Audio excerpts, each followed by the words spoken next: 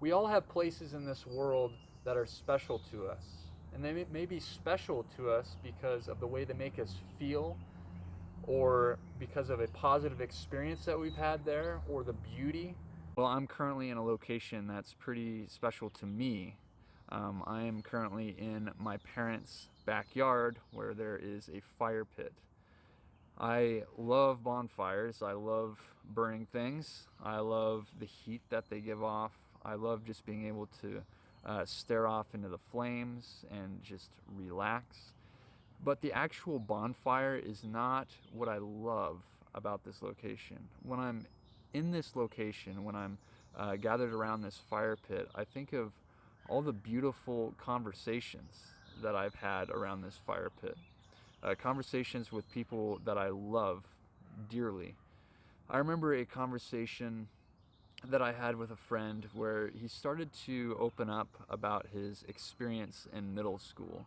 And he started to open up about how it was really, really hard for him, that people were jerks to him. And he remembers sitting down at a lunch table and people would just leave. And honestly, I was one of these people that were jerks to him. And when he opened up about his experience in middle school, I was able to apologize and say that, I'm sorry for the way I treated you, and I'm sorry that that happened to you. I'm sorry that other people treated you that way. And he was able to forgive me. And it was also powerful for him to just be able to open up about a time where he experienced a lot of hurt. And uh, this conversation changed things. It changed our relationship. It brought us closer. I also think of a conversation that I had around this fire pit with a friend of mine who just voiced his concerns about how rich and powerful business owners in the world take financial advantage of the people beneath them, the people working for them, and they don't pay them what they're worth just so that they can reap a financial benefit. And I know this happens, around the world. I think of, the stories I've heard about Chinese sweatshops and stuff like that. But I never really considered that this happens, you know, in places near me. And then I started to consider the fact that I am a business owner and that I plan to have employees at some point. And then I started to think, this could be me. I could be caught up in taking financial advantage of my employees just so that I can make more money. So, as a result of this conversation, I feel like I've been way more aware of my motivations as a entrepreneur, and more prone to adjust my goals if they come at the expense of the fair treatment of my employees. And overall, I just think I'm going to be a more fair boss who values my employees more. So this conversation, it changed me. It changed the way I think. And I also think about the possible world impact that these conversations are going to have. I mean, take the conversation that I just talked about.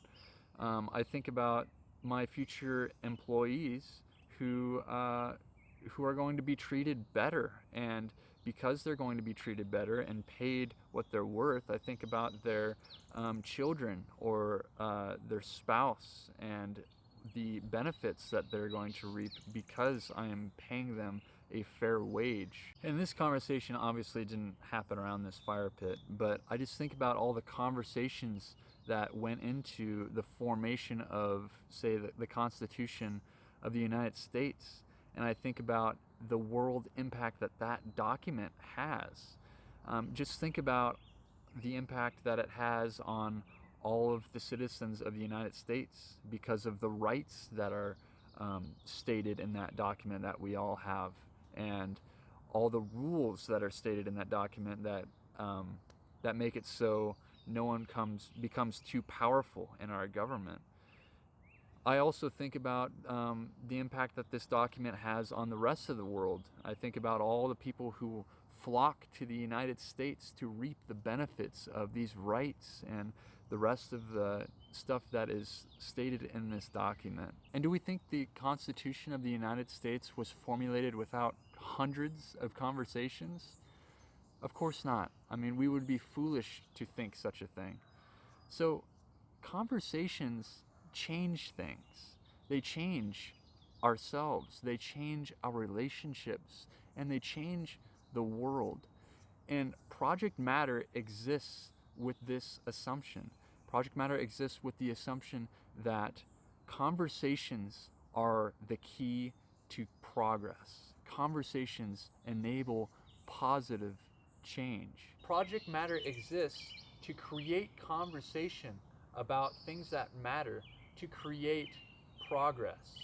Progress in ourselves, in our relationships, and in the world. Project Matter is not designed to just be me. It is designed to be a community that is committed to having these conversations because we are committed to progress. But do all conversations enable progress?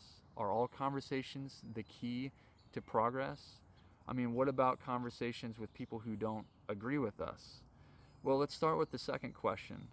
The answer is a enthusiastic yes. Conversations with people who do not agree with us can produce positive change, can produce progress. I would even argue that conversations with people who do not agree with us can result in more progress than conversations with people who do agree with us. Let's take the formation of the Constitution of the United States again. We already established that this document happened because people decided to have many long conversations. But in these conversations, did everybody always agree? Of course not. I mean, these conversations were full of people who dramatically disagreed with one another, but they decided to argue it out, and as a result, we have the Constitution of the United States. I call that progress. So there's one example, but another example is if we just all agreed all the time and never had conversations with people who don't agree with us, a lot of pretty jacked up stuff would still be in place today. Like, take the belief that Africans are somehow less valuable than white people, and all the horrific acts that belief justified, like slavery, for an example. But somewhere along the way, people decided to disagree and have these conversations and ultimately fight against this belief and fight against slavery. And what happened? Well, the abolishment of slavery. I call that progress. I also wonder if you have had a conversation with somebody who did not agree with you that resulted in progress. I mean, maybe you're a teenager and you were grounded by your parents for a unjustifiable reason. So you decided to disagree with them and try and show them that you don't deserve to be grounded, and they were convinced, and you're not grounded. That sounds like progress. Or maybe you identify as gay, but somebody you know thinks that being gay is a choice, and they're telling you to just cut it out. But you disagreed with this belief, and you convinced them that being gay is not a choice, and that what they were believing was false. And they're convinced. That sounds like progress to me. Maybe you're married and your spouse struggles with some sort of addiction, and they don't believe, or they didn't believe that they had a problem. They said, I do not have a problem. But you decided to disagree, and you said, I believe that you do have a problem, and you were able to convince them to get help. All of these things sound like progress to me. So why is it so hard to have conversations with people who don't agree with us? Well, I think the answer is because we believe that these kinds of conversations result in destruction. And when I say destruction, we often believe that they're going to destroy relationships with the people we have these conversations with. And I'm also convinced that our belief in this comes with personal experience. I mean, I think we've all had conversations that went sour and resulted in people being hurt.